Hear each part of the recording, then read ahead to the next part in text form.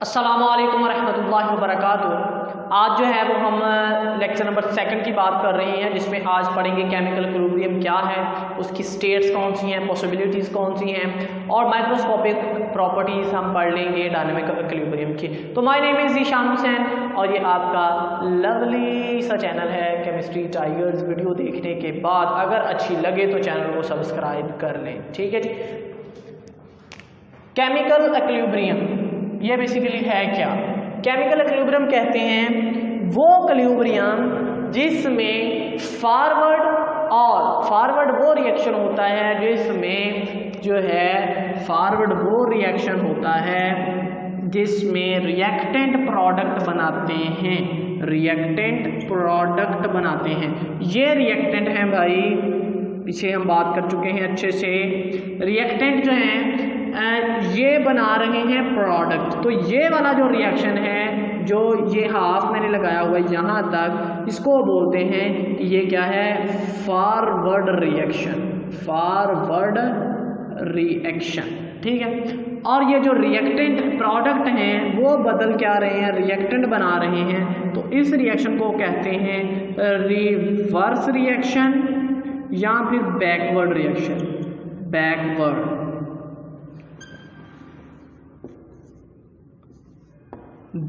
Reaction. Clear हो गया?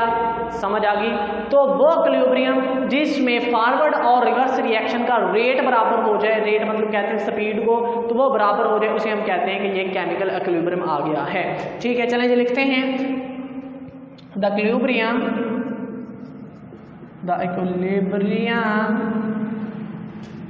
in which a rate of forward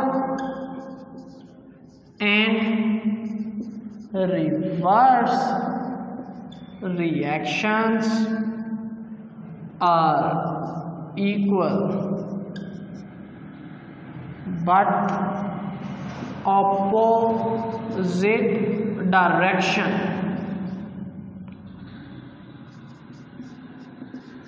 उसे हम क्या कहते हैं कि ये क्या है?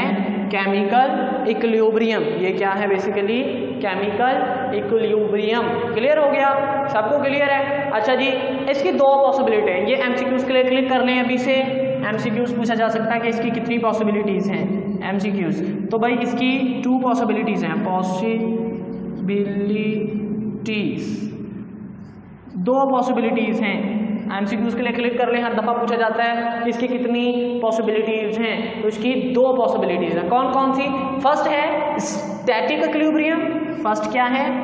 Static equilibrium. और दूसरी जो है वो है डायनामिक इक्विलिब्रियम।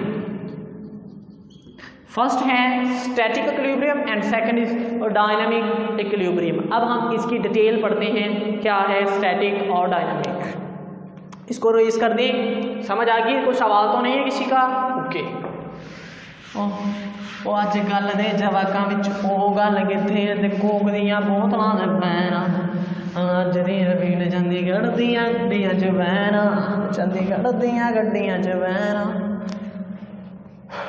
ओके जी, स्टैटिक का मतलब रुक जाना, static equilibrium.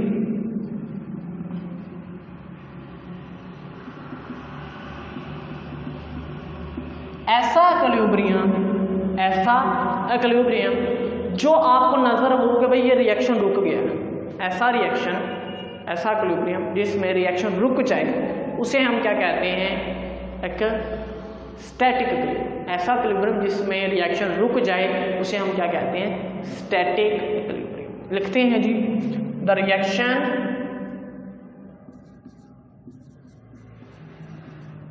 Can not cease to proceed, मतलब कि वो आगे ना, कैन नॉट, ठीक। तो वो रिएक्शन आगे ना जा रहा हो, हम उसे कहते हैं कि ये क्या है भाई? स्टैटिक इक्विलिब्रियम आ गया। मैं आपको मिसाल से समझाता हूँ।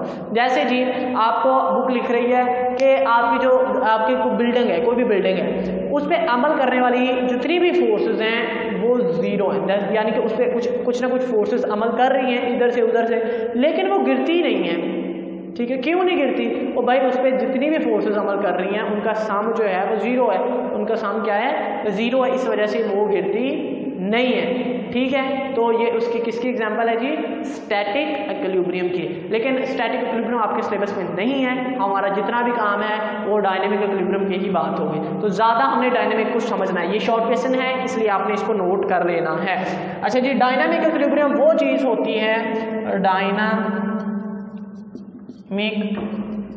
इक्विलिब्रियम, और डायनेमिक इक्विलिब्रियम वो इक्विलिब्रियम जिसमें फॉरवर्ड रिएक्शन और बैकवर्ड रिएक्शन का रेट बराबर हो जाए, उसे हम कहते हैं कि ये क्या है जी? डायनामिक इक्विलिब्रियम आ गया। इसमें डायनामिक आ गया है, इसमें क्या आ गया है? डायनामिक। डायनामिक होता है चलता फिरता equilibrium.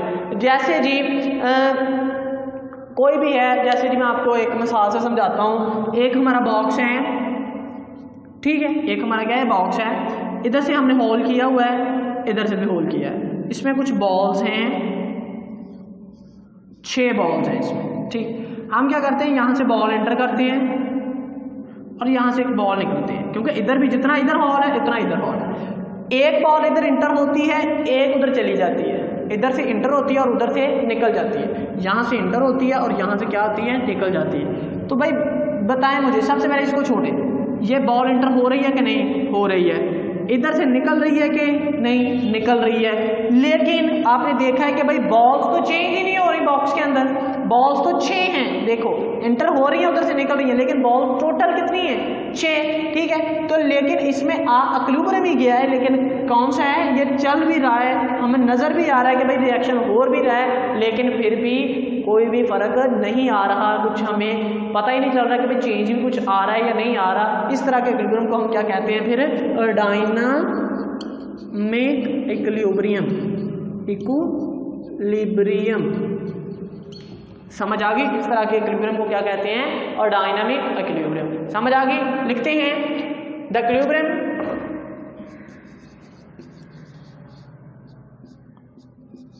Equilibrium in which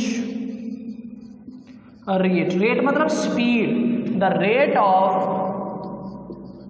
forward and rate of backward reaction are equal but opposite direction, opposite direction, मगर उसकी डायरेक्शन जो है वो ऑपोजिट होती है, इसलिए हम क्या कहते हैं कि इसमें क्या आ गया जी? डायनामिक आ गया है। इसमें फॉरवर्ड और बैकवर्ड का रेट जो है वो बराबर हो गया है, लेकिन रिएक्शन नज़र भी आ रहा है, सब कुछ हो भी रहा है, लेकिन हमें कुछ भी उसका फ़र्क नज़र नहीं आ रहा। समझ आ गई? क्लियर हो गया? नीचे आप लिखेंगे रेट ऑफ फॉरवर्ड रिएक्शन, यहाँ पे आप लिखेंगे rate of forward reaction equal to rate of reverse reaction. Rate of forward reaction is equal to rate of backward reaction, backward reaction. Clear हो गया? कोई सवाल? कोई सवाल नहीं? ओके, कर दे race.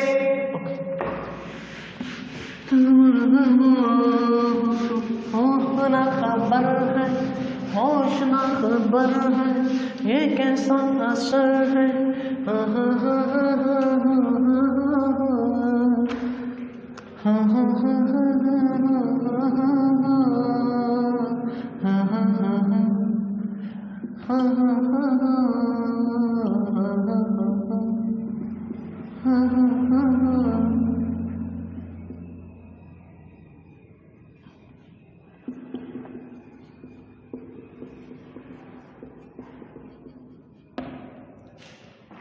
Properties of dynamic equilibrium कि डायनेमिक इक्विलिब्रियम हमने लेके आना है, उसकी क्या क्या पॉसिबिलिटीज हैं, उसकी क्या प्रॉपर्टीज हैं। समझ आई, उसको पढ़ दें। लॉन्ग क्वेश्चन है, पूछा जाता है, इसलिए इसको ज़रा अच्छे से आपने समझना है, क्लियर करना है, इम्पॉर्टेंट है, समझ आनी चाहिए। लिख तो आप खुद भी लेंगे।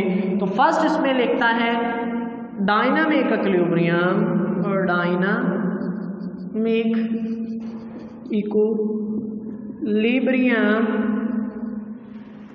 ओनली achieved in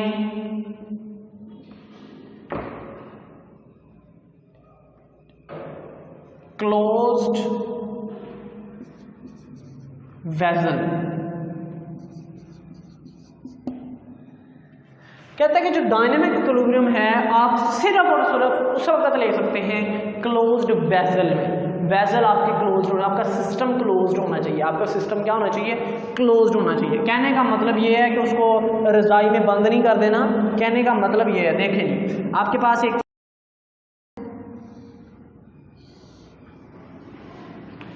ऑप्शन है,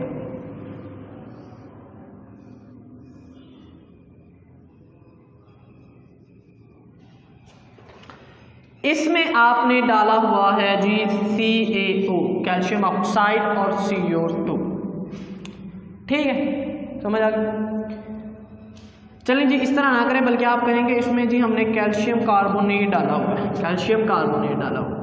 अब यह डीकम्पोज होगा, यहाँ पे क्या होगा? डीकम्पोज होगा और दो चीज़ें बनाएगा यहाँ पे। एक तो बनाएगा Ca कैल्शियम ऑक्साइड और CO2 बनाएगा, CO2 बनाएगा। अब आपको पता है कि ये भाई क्या है? ये क्या है? गैस है।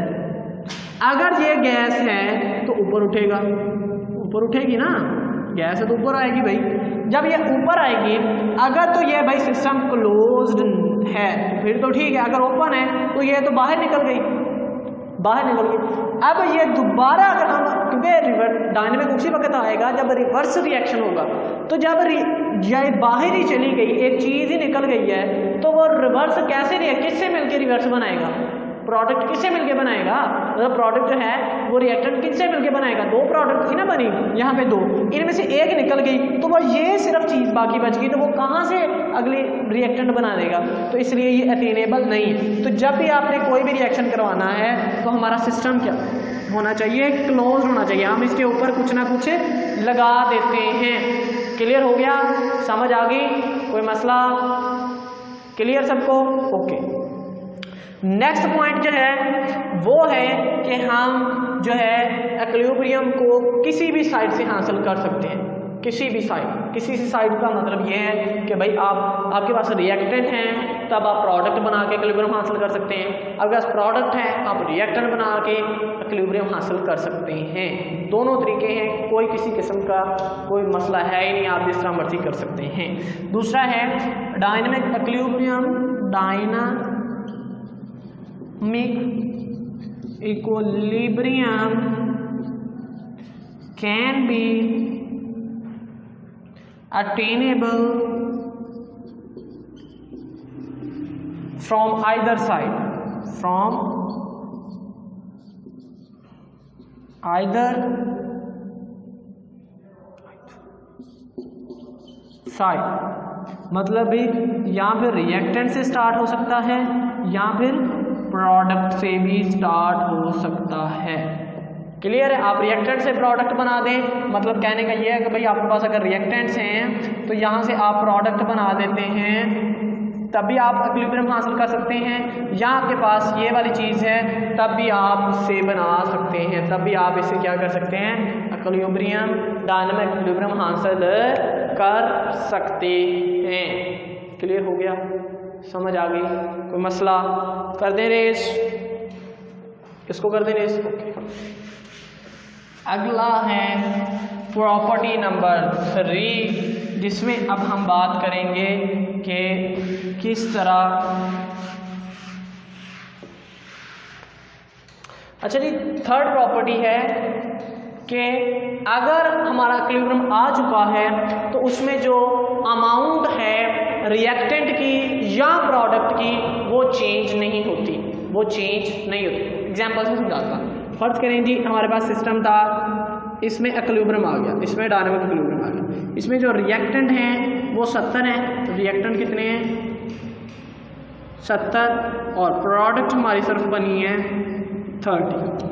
तो भाई आपका रिएक्शन तो हो रहा है, ना ये रिएक्टेंट चेंज होंगे ना ये प्रोडक्ट चेंज होंगे, ना रिएक्टेंट चेंज, आप जिस मर्जी वक्त चेक कर रहे हैं आपके प्रोडक्ट भी 30 रहेंगे और रिएक्टेंट भी 70 ही रहेंगे, 70 ही रहेंगे। समझ आ गई? तो यहाँ पे क्या करेंगे, at equilibrium, at equilibrium the amount of reactant and product cannot be changed।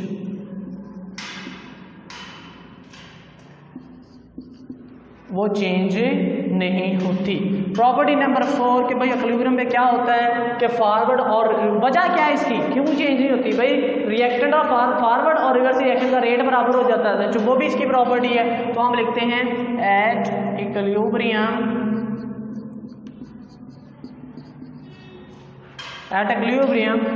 Rate of forward and rate of reverse reaction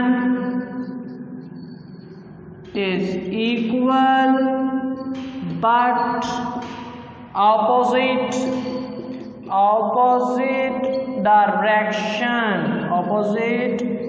direction, लेकिन उसकी डायरेक्शन जो है वो ऑपोजिट हो जाती है। सबको क्लियर हो गया? ठीक है, कोई मसला? ओके। प्रॉपर्टी नंबर 5 जिसमें हम बात करेंगे कि भाई इसमें जो है जितने भी आपके आप इक्विलिब्रियम फर्ज करें आ गया है तो भाई आप उसको चेंज कर सकते हैं। अगर आपका इक्विलिब्रियम आ गया है, अगर सिस्टम में इक्विलिब्रियम आ गया है, हम उसको चेंज कर सकते हैं। किस तरह चेंज कर सकते हैं? ठीक है, तो उसको हम चेंज कर सकते हैं। किस तरह चेंज कर सकते हैं? एक भाई उसका टेम्परेचर चेंज कर दें, टेम्परेचर चेंज कर दें, या प्रेशर चेंज कर दें, या उसका वॉल्यूम चेंज कर दें। ठीक है, या फिर बस बहुत है, वो आपके सिलेबस में नहीं है, छोड़ दें। टेम्परेचर, प्रेशर या फिर वॉल्यूम चेंज करने से क्या होता है जी, उसका इक्विलिब्रियम जो है वो चेंज कर सकते हैं, इक्विलिब्रियम को हटा सकते हैं। ठीक है, किससे? इन 3 कंडीशंस को अप्लाई करके। ठीक है, तो बाय अप्लाइंग कंडीशन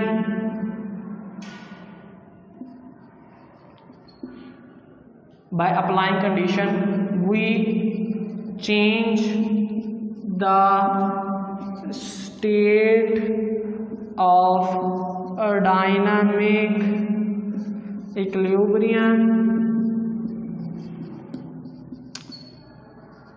और चेंज करने के बाद आप इसको दोबारा हासिल भी कर सकते हैं। दोबारा आप जो कंडीशन आपने प्रेशर चेंज कर दिया, फर्ज करें तो भाई प्रेशर चेंज किया, जब आप दोबारा फिर वही प्रेशर देंगे, वही सारी देंगे, तो भाई फिर से वही इक्विलिब्रियम आ जाएगा।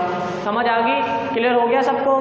ठीक है, कोई मसला नहीं? अच्छा जी, उसके बाद 6 है कि भाई अगर इक्विलिब्रियम आ चुका है तो जितनी भी आपकी फिजिकल प्रॉपर्टीज़ हैं, फिजिकल प्रॉपर्टीज़ हैं, जैसे जी कलर हो गया, जैसे जी डेंसिटी हो गई, ठीक है, और उसके बाद जी कंसंट्रेशन हो गई, कंसंट्रेशन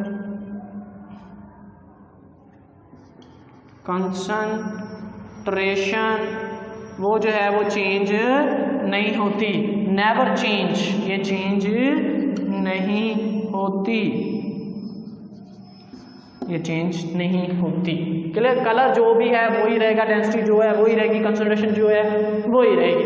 ठीक है, उसके बाद जी एक लास्ट है, वो है बाय यूजिंग कैटालिस्ट। अगर हम उसका कैटालिस्ट यूज़ कर देंगे, अगर हम कैटालिस्ट बेसिकली कहते हैं वो चीज़, सिंपल अल्फाज में मैं कहूँ कि वो चीज़ जो किसी रिएक्शन को तेज़ कर देती है उसे हम कैटालिस्ट कहते हैं। ठीक है, वो चीज़ जो किसी रिएक्शन को तेज़ कर देती है, उसे हम क्या कहते हैं जी, कैटालिस्ट कहते हैं। अगर आप कैटालिस्ट यूज़ करेंगे, कैटालिस्ट यूज़ करेंगे तो आपको जो इक्विलिब्रियम है वो जल्दी मिल जाएगा, सिर्फ वो स्पीड चेंज कर देगा, स्पीड चेंज कर देगा। आपके सिलेबस में नहीं है लेकिन फिर भी आपको पता होना चाहिए। तो वीडियो अच्छी लगी तो लाइक करें, चैनल को सब्सक्राइब नहीं किया तो कर लें। मिलते हैं अगली वीडियो में, तब तक के लिए अल्लाह हाफिज़।